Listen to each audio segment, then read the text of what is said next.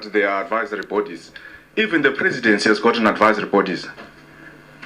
But if the advisory body of the president takes that advisory body so serious that it even tells him who must be a judge in South Africa, who must be a minister in South Africa, who must be a commissioner in South Africa, then the people of South Africa deserve to know who are these advisors to the minister.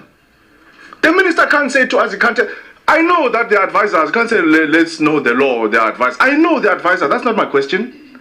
My question is, who are these advisors to the minister that the minister listens to and takes so seriously that she takes very big and critical decisions in the department? Why is the minister refusing to tell us? Who are these advisors that are advising you, minister? Who are the names? Who are the profiles of this independent panel that you take so seriously, that told you who to put in the sitters, that told you who to put in the NSFAS board, that tells you who to put as university council deployees? Who are your advisors? Is it your mother? Is it your sister? Is it your friend? Is it a boyfriend? Is it a girlfriend? The people of South Africa must know, where are decisions of higher education taken? You find that a decision is taken in a tavern, we don't know. Because clearly these advisors are more important than all of these officials of Department of Higher Education which are sitting here. Why can't you say, no, the DG advises me? No, the DDG advises me. There is a group, there is a clique in higher education that advises the minister, yet the minister does not want to tell us who these advisors are. So because of time, I'm asking you a yes or no question. And I'm going to follow up on this, you can rest assured. And we're going to get the names of those advisors. I just want, at least on record, to get an understanding from you so that I can move on to the next question. Are you willing to tell us who are these people that advise you to make appointments to sitters, to make appointments in NSFAS, to make appointments to universities, to make appointments in TVET colleges? Yes or no? So that I can move on to the next question. Thank you, Minister. I think we need to understand that even with the system of the judges in South Africa, they do have assessors, private assessors who listen. I'm still responding to the question. I'm not going to respond to yes or no. I'm not in court. No, this is not a court. I'm not in court. I'm not going to respond in yes or no. Chairperson, you advised the minister on the issue of time. Yeah. I simply want to understand if the minister is willing to tell us the panel. If she's not willing to, she must say, I don't want to tell you who advises me. And then I've got a mechanism to find out who advises her. And I'm going to find out who's advising her.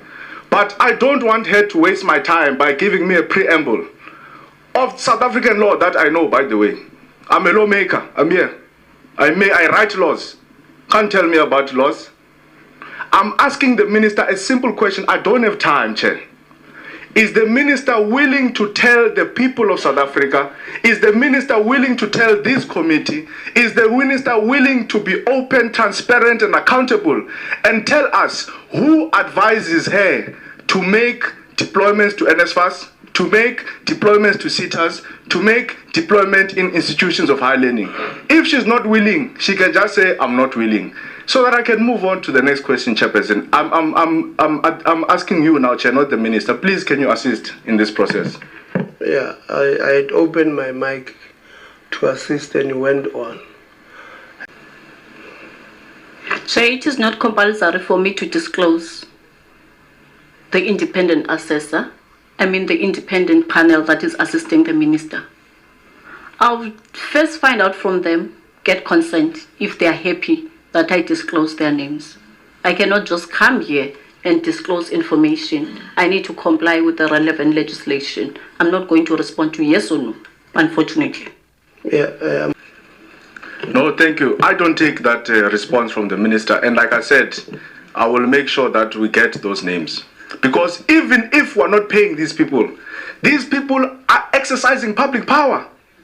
Because they've got influence on the minister. They advise the minister who to appoint in NSFAS, who to appoint in sitters. They advise the minister how public money is spent. And clearly the minister takes them very seriously because she says to us, I listen to this independent panel. So we're going to follow up on that, but in the interest of time, we'll quickly move on. DDG on just my second last question on coordinating of sitters, so that I can give the minister time to drink water. Now, are you aware, and let's try to do this one quickly, DDG, are you aware that there was a CEO of Facet Sitter that was suspended in December, that was undergoing a hearing or a DC of some sort? It's just a yes or no? Yes, I'm aware. Is the hearing or the DC completed? I'm not aware. You are the DDG that coordinates sitters. You are not aware that a CEO is suspended, and you're not aware that the DC or the hearing has been completed? Really? Chairperson, can I respond to that? I'm aware that the CEO was suspended. I'm also aware that he was irregularly suspended. The sitter CEOs are appointed by the minister, and so the suspensions must be approved by the minister. Just to come in here, you said to me you are aware that the person is suspended. You are aware that there was a DC. Now, how do you determine that the suspension is irregular if you have not allowed the process to conclude? Because you can't. Hold on, Honorable Lonzi. Okay. Please, let's not disrupt our meeting. Differently. Did you write to the entity and say, we believe that this suspension is irregular, therefore we're setting it aside? Yes. What process did you then follow as a department to establish whether or not this suspension was irregular, if you are not aware that the DC is complete or not complete? Chairperson, can I be allowed to clarify the process, how it unfolded? We are aware that the CEO has been suspended. Minister, I really believe that it is very unfortunate that you are not willing to humble yourself on this matter.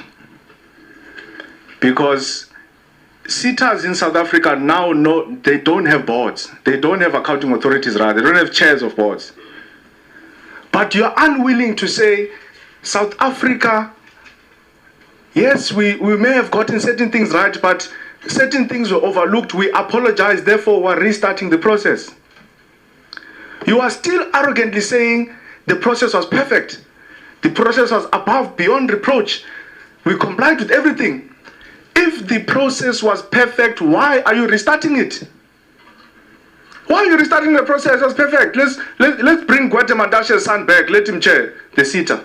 Let's bring ANC Congress. Let them chair. The process was perfect.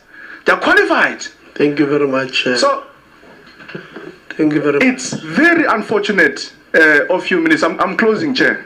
Yeah. That you are not willing to humble yourself before the people of South Africa and say, I made a mistake, therefore I'm restarting the process. My last question, and then I won't come back. Again, please don't run around this question. It's a very straightforward question. Did President Cyril Ramaphosa say to you, after seeing the outcry, after seeing the objections, did he come to you and say, Minister, you must restart this process, yes or no?